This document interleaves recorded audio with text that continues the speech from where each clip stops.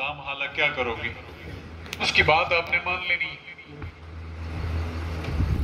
اس کی بات مان کر آپ کرو گے کیا؟ یہ اصل کلائمیکس ہے۔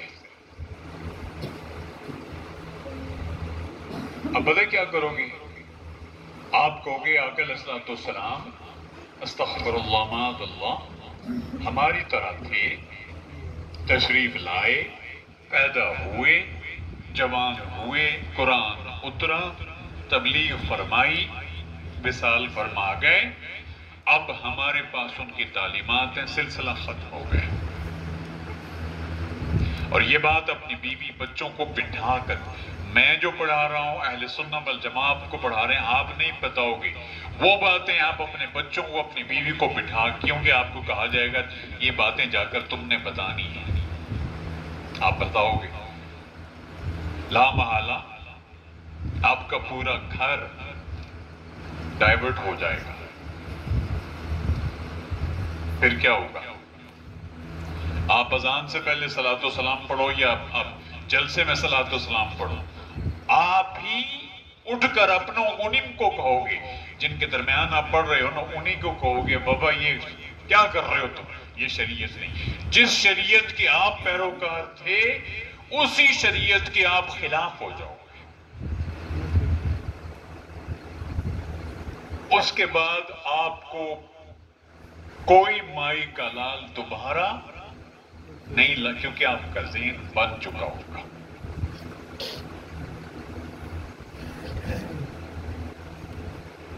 اس لیے میں کہتا ہوں کہ یہاں آنے کا مقصد کیا ہے؟ ایک آیت پڑھ لیں، ایک ہی پڑھائی تھی، ایک ہی آیت تھی، سورہ یہ تھی 164، ایک آیت، اور میں عرض کیا کرتا ہوں گھر جائیں قرآن مجید کھولیں، کھول کر اس کو پڑھیں، جو میں نے پڑھایا واقعی ایسا ہے، نہیں سمجھ میں آتا ٹھیک ہے جی اگلے ہفتے آئیں گے، میں سب دوبارہ پوچھیں گے آپ نے جو پڑھایا وہ ہمیں سمجھ نہیں آیا، آپ پوچھیں، ورنہ میں سمجھتا ہوں پھر ایک رسم نہیں ہو جائے، جیسے میں آیا، میں نے آپ کو پڑھایا، چلا گیا، آپ کو سمجھ نہیں آیا، ایسے تو معاملات نہیں چلتے۔ آج جو مضمون لے کر آیا ہوں وہ تو ہے ہی بڑا مشکل، بظاہر بڑا دلچسپ ہے لیکن انتہائی مشکل مضمون ہے،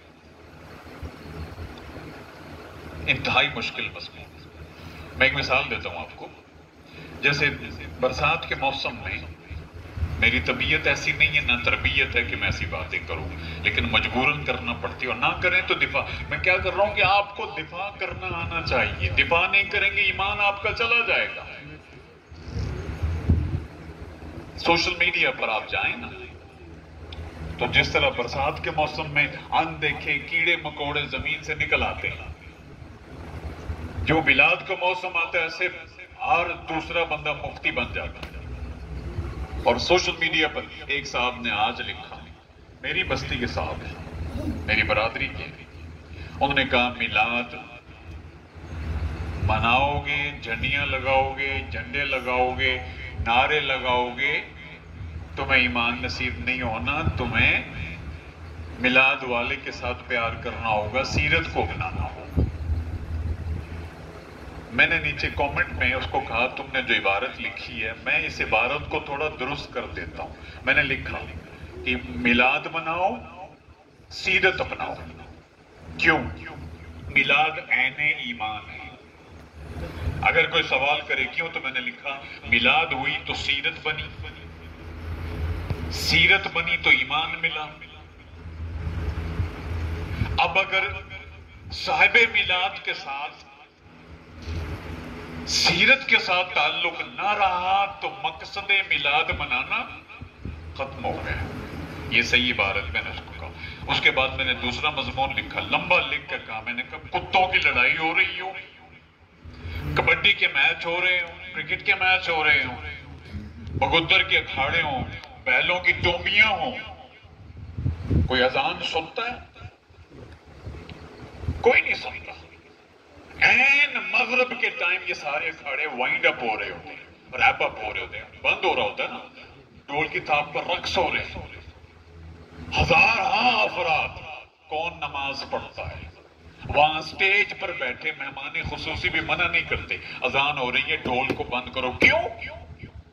وہ مہمان خصوصی جو ان کو پروٹوکول مل رہا ہے، وہی لوگ گھر میں جا کر میلاد کا موسم آتا ہے تو آپ پر حملے شروع کر دیتے ہیں۔ آپ دفاع کہاں سے کرو گے؟ میرا یہ سوال ہے۔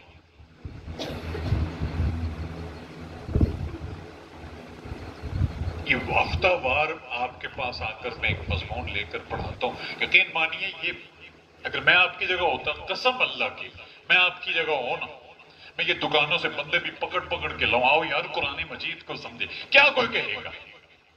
چلے میں چل پڑی بات ایک کرتا ہوں، میں نام نہیں لیتا، ہمارے علاقے کی بڑی شخصیت ہے، انہوں نے مجھے کہا، انہوں نے کہا امجد صاحب میرا ایک دوست، دیکھیں جب تک دعوت دیں نا دعوت، تو پھر آپ کا ظرف بھی بڑا ہونا چاہیے، پھر ہاضمہ بھی بڑا مضبوط ہونا چاہیے۔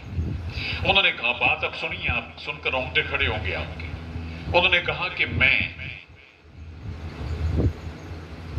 میری کمپنی میں میرا ایک دوست جس کو باڈی بلڈنگ کا شوق تھا، باڈی بلڈنگ کے ساتھ مارشل آرٹ کا بھی شوق تھا، پھر اس کو، اور جو مارشل آرٹ والے ہوتے ہیں نا وہ اپنے ہاتھ ان کے اعضاء اتنے مضبوط کہ دیوار پر مکہ ماریں تو سوراخ کر دیں، ان کی ایکسرسائز اتنی ہوتی ہے۔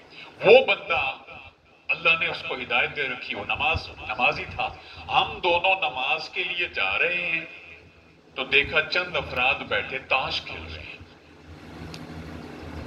اب کہتے ہیں کہ وہ بندہ جس نے جو مارشل آرٹ کا ماہر تھا، باڈی بلڈر تھا، وہ پیچھے کھڑا ہے اور جس بندے کو کہہ رہے ہیں نا چلو نا یار نماز پڑھتے، یہ کام تو ہوتے رہتے ہیں، آؤ اللہ کی بارگاہ میں چلیں، اب وہ پیچھے کھڑا ہے، اس بندے کی اس کی طرف پشت ہے، بندہ پتہ کیا کہتا اس کو، جا کے اپنے گھر میں ماں بہن کی کرن رہی انہوں نے نمازاں پڑھا، بڑا آیا سامنا نمازاں پڑھانا۔ بھئی آپ جب کسی کو دعوت دیں ایسے جملے سننے کو ملتے ہیں یا نہیں ملتے؟ بھئی نماز تو پڑھے تو اپنی قبر جانا تو منوں کا لے ملانا پہ تو ٹھیکہ لے وغیرہ وغیرہ۔ اب وہ بندہ کہتا ہے کہ میں نے یوں ہاتھ کیا اور کہتا ہے اگر میں یوں ہاتھ اس کے سر پہ مارتا نا اس کا سر گردن کے اندر دھنس جاتا، جسم کے اندر، اللہ نے اتنی طاقت دے رکھی۔ کہنے وہ بندہ کہنے لگا آج زندگی میں پہلی مرتبہ مجھے علم ہوا کہ نفس کس کا نام ہے۔ اس بندے کی تاش کھیلنے والے نے جملے سننے کے بعد وہ کہتا ہے جب میں اللہ کی بارگاہ میں گیا تو میں رو جو میں نے رکعتیں پڑھی میں نے رو کے پڑھی، مالک تیرا شکر کہ تو نے طاقت دی اور ساتھ میں صبر بھی دیا اور مجھے استقامت مرحمت فرما۔ اس کے بعد وہ کہتا ہے میں نے لا دھڑک لوگوں کے ساتھ جہاں بھی یار یہ کیا کر دو، یار برے نہ کرو، اے نہ کرو، اینج نہ کرو، میں نے میری